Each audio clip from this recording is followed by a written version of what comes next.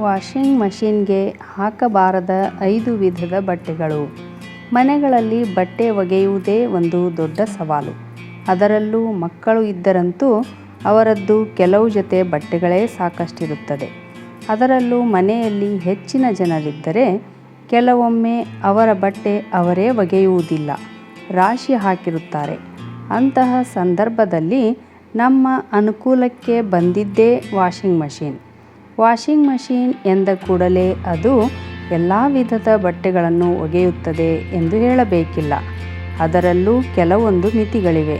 ಅವುಗಳನ್ನು ನಾವು ತಿಳಿದುಕೊಂಡರೆ ಬಟ್ಟೆಯ ಗುಣಮಟ್ಟವೂ ಚೆನ್ನಾಗಿರುತ್ತದೆ, ಮಷಿನ್ ಕೂಡ ದೀರ್ಘ ಬಾಳಿಗೆ ಬರುತ್ತದೆ. ರೇಷ್ಮೆ ಉಡುಪು ಮತ್ತು ಸೀರೆ.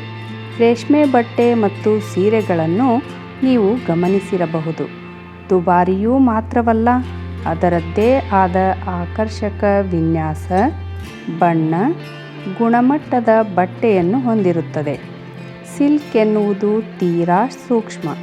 ಅದರ ನೂಲುಗಳು ಬಟ್ಟೆ ವಾಷಿಂಗ್ ಮಷಿನ್ಗೆ ಹಾಕಿದರೆ ಅದು ಖಂಡಿತವಾಗಿಯೂ ಹಾಳಾಗುತ್ತದೆ. ರೇಷ್ಮೆ ಸೀರೆ ಅದರ ಬಣ್ಣ, ರೂಪ ಕಳೆದುಕೊಂಡು ನೂಲು ಸಡಿಲವಾಗಬಹುದು. ದುಬಾರಿ ಬೆಲೆಯ ಸೀರೆ ಬಟ್ಟೆ ಹಾಳಾಗಬಹುದು. ಹೀಗಾಗಿ ಮಷಿನ್ಗೆ ವಾಶ್ ಮಾಡಲು ಹಾಕಬೇಡಿ. ಲೆದರ್ ಜಾಕೆಟ್ ಮತ್ತು ಬಟ್ಟೆಗಳು. ಕೆಲವರು ಚರ್ಮದಿಂದ ತಯಾರಿಸಿದ jacket, coat, shoe, wallet, bag ಹೀಗೆ ಎಲ್ಲವನ್ನು ವಾಷಿಂಗ್ ಮಷಿನ್ಗೆ ಒಗೆಯಲು ಹಾಕುತ್ತಾರೆ. ಆದರೆ ಹೀಗೆ ಮಾಡಿದರೆ ನಿಮ್ಮ ಲೆದರ್ ಜಾಕೆಟ್ ಮತ್ತು ಇತರ ವಸ್ತುಗಳು ಹಾಳಾಗುತ್ತವೆ. ಅಲ್ಲದೆ ಬೆಲ್ಟ್ ಅದರಲ್ಲಿ ಸಿಲುಕಿಕೊಂಡು ವಾಷಿಂಗ್ ಮಷಿನ್ ಹಾಳಾಗಬಹುದು. ಲೆದರ್ ಉಡುಪುಗಳು ತೀರಾ ಸೂಕ್ಷ್ಮವಾಗಿರುವುದರಿಂದ ಕೈಯಲ್ಲೇ ಸ್ವಚ್ಛಗೊಳಿಸುವುದು ಮತ್ತು ಮೆತ್ತಗಿನ ಬ್ರಷ್ ಅಥವಾ ವೈಪ್ಸ್ನಿಂದ ಸ್ವಚ್ಛಗೊಳಿಸಬಹುದು. ಉಣ್ಣೆಯ ಬಟ್ಟೆಗಳು. ಉಲ್ಲನ್ ಬಟ್ಟೆಗಳನ್ನು ಚಳಿಗಾಲದಲ್ಲಿ ಹೆಚ್ಚಾಗಿ ಬಳಸುತ್ತಾರೆ. ಮಳೆ ಸಮಯದಲ್ಲಿ ಚಳಿ ಹೆಚ್ಚಿದ್ದಾಗಲೂ ಬಳಸಲಾಗುತ್ತದೆ.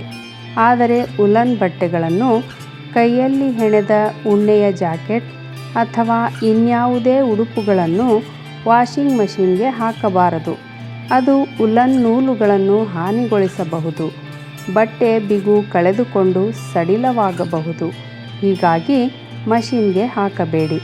ಕೈಯಲ್ಲೇ ತಣ್ಣಗಿನ ನೀರಿನಲ್ಲಿ ಒಗೆಯಿರಿ. ಎಂಬ್ರಾಯ್ಡರಿ ಬಟ್ಟೆಗಳು. ಕೆಲವು ರವಿಕೆ, ಚೂಡಿದಾರ್ ಟಾಪ್ಗಳಲ್ಲಿ ಆಕರ್ಷಕ ಕುಸುರಿ ಕೆಲಸ ಮಾಡಿರುತ್ತಾರೆ. ಕಸೂತಿ ಮಾಡಿರುವ ಬಟ್ಟೆಗಳಲ್ಲಿ ಗಾಜಿನ ಚೂರಿನ ವಿನ್ಯಾಸ, ಆಕರ್ಷಕ ಚಿತ್ತಾರವನ್ನು ಮೂಡಿಸಿರುತ್ತಾರೆ. ಅವುಗಳನ್ನು ಮಷಿನ್ಗೆ ವಾಶ್ ಮಾಡಲು ಹಾಕಲೇಬಾರದು.